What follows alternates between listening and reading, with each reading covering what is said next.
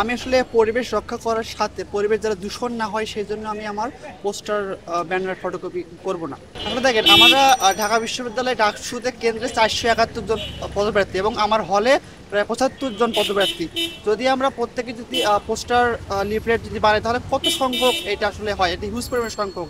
Even আমরা যদি কখনো কোনো কোনো ভোটারের কাছে যাব তখন প্রত্যেককেই তাদের ব্যালট আমরা দেবো, কিন্তু এরপরে একটা হিউজ পরিমাণে ব্যালট থাকবে ওনাদের কাছে। তো এই ব্যালটগুলো অনেক সময় তারা বিরক্ত হয় যেখানে সেখানে ছিঁড়ে তারা ফেলে দেবে। আমি আরেক সময় দিলাম যে রাস্তায় অনেক ব্যালট আসলে পড়ে আছে, যা আসলে পরিবেশকে আসলে নোংরা করছে, দৃষ্টিকটু লাগছে। আর এইসব পোস্টার লিফলেট যেগুলো হবে যে ইলেকশনের পর এগুলো কোনো প্রয়োজন ছাড়া যেখানে সেখানে পড়ে থাকবে এবং আমাদের যে ঢাকা ঢাকা শহরে যে পয় নিষ্কাশন যে ব্যবস্থা এগুলো খুবই খারাপ। যেমন একটু বৃষ্টি হয়ে আমাদের ক্যাম্পাসে একদম মিনি সুইমিং পুল বা মিনি সেন্ট মার্টিন হয়ে যায়। তো সেক্ষেত্রে এগুলো আরো বড় প্রভাব ফেলবে যে মানে এটা হওয়ার জন্য আমি, যেহেতু আমরা ডিজিটাল যুগের মানুষ, আমি আমার ডিজিটাল প্ল্যাটফর্মকে আমি অগ্রাধিকার দিয়েছি এবং আমি আমার ডিজিটাল প্ল্যাটফর্ম হিসেবে আমি ফেসবুক, ইনস্টাগ্রাম এবং আমার নিজস্ব ওয়েবসাইট আমি বিল্ড আপ করেছি।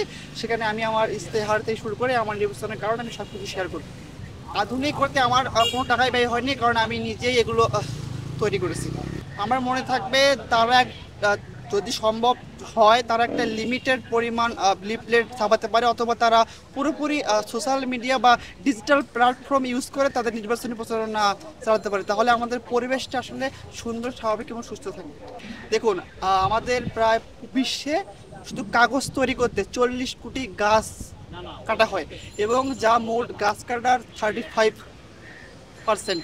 সো আমি আমার এই পদক্ষেপটা হয়তো বা এই গাছ কাটাকে রক্ষা করতে পারবে না, কিন্তু আমি যে কাগজটা ব্যবহার করে আমি আমার লিফলেট ছাপাবো, এই কাগজটা যেন কোনো রিসার্চ আর্টিকেল বা বই পাবলিশ করার ক্ষেত্রে কাজ লাগে, আমি চাই এই কারণে। আচ্ছা, আমি জাকির হাসান সাগর মিয়া, আমি মাস্টারদের সুদর্শন হল থেকে সদস্য পদে পদপ্রার্থী, আমি স্বতন্ত্র থেকে করতেছি।